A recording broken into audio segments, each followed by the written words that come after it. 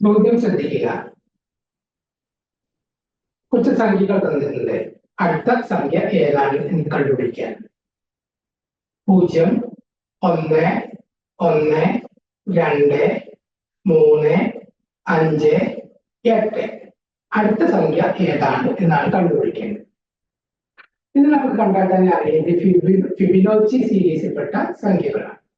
എന്താണ് ഫിബിനോച്ചി സീരീസിന്റെ പ്രത്യേകത? ആദ്യം ഒരു സംഖ്യ കൊടുക്കും, പിന്നെ ഒരു സംഖ്യ കൊടുക്കും, രണ്ടും കൂടി ചേർത്തതായിരിക്കും മൂന്നാമത്തെ സംഖ്യ.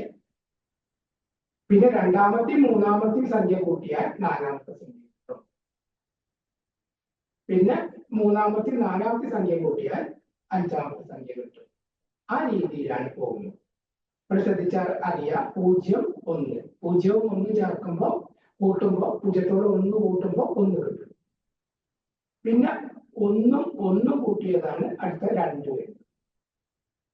പിന്നെയോ പിന്നെ 1 2 ചേർത്തതാണ് 3 എന്ന് പറയുന്ന സംഖ്യ.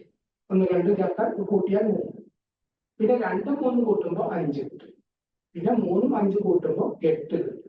ഇനി ഏതാ കൂട്ടേണ്ടത്? ഇനി കൂട്ടേണ്ടത് 5ഉം 8ഉം കൂട്ടണം. 5ഉം 8ഉം എത്രയാ? 13 എന്നുള്ളതാണ് അതിന്റെ ഉത്തരം.